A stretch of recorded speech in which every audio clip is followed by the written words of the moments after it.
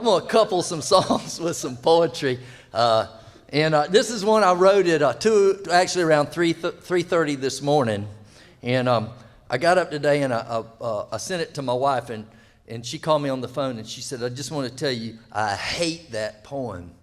So I'd like to do it for y'all now if I can. I'm not really sure what the name of it is. I think I'm gonna call it Revised Set List. Houston, Texas, May 1st, 2015. There are some 2,226,000 people living in the metropolis of Houston. And last night, a sum total of 11 of them submitted to America's most beautifully ironic traffic jam and came out to hear me sing my songs. I'm thinking their televisions must have been on the blink or something. Making music, I have learned, is simply a physical business, fueled by the crisis of spiritual relapse into that misty bull crap associated with inspiration. I mean, look, here I am at the frickin' height of my powers, and still I am patently incapable of even scratching or denting the veneer of such a public's conscience. But I'm driving to Austin right now, I tell you. And it's 2:30 in the damn morning, and I'm all jacked up on burnt convenience store coffee. I've got the interior lights on, and I'm on cruise control, and I'm steering with one knee as I scratch out a poem on the other.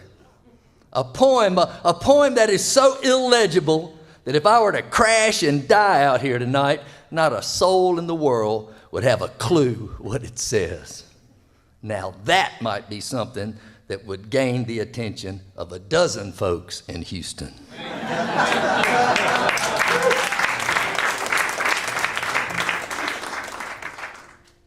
Well, that went so well, I'm going to do another one. This is I did a little poetry book called Grant's Little Red Book of Poetry. It's spelled R-E-A-D, so you will learn real shortly that I'm really kind of big on irony. And so that's why it's Little Red Book of Poetry. Please tell me you get that. Okay. And this is a poem I wrote, and we actually, Gurf and I put it on our last record just for giggles. And it's called High Octane Generation. I wasn't going to do it, but I kind of sized the crowd up tonight, and I decided y'all were about this.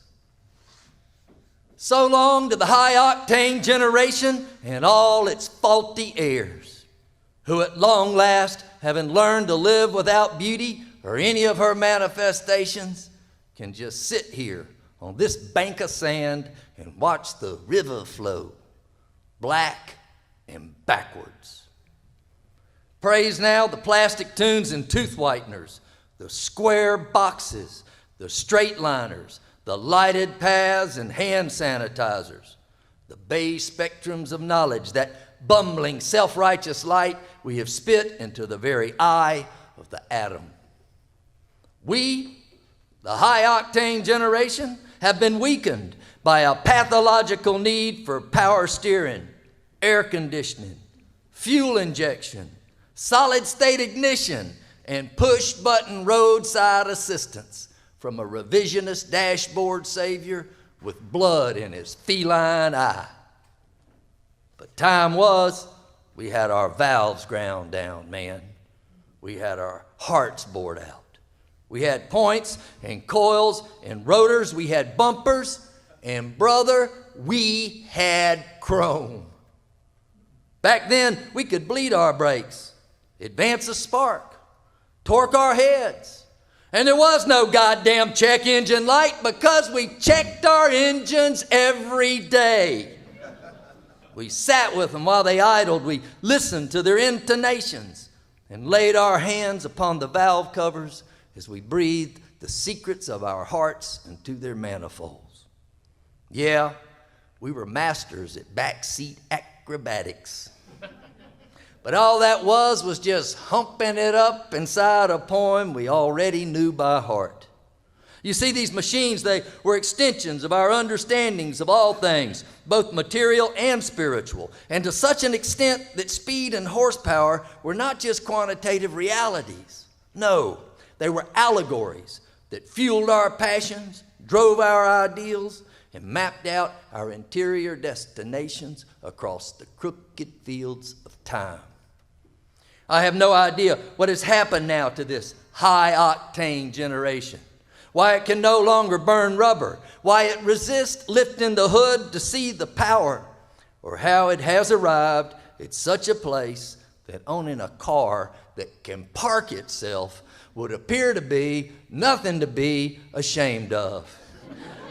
Or maybe I do, but we'll put that in another.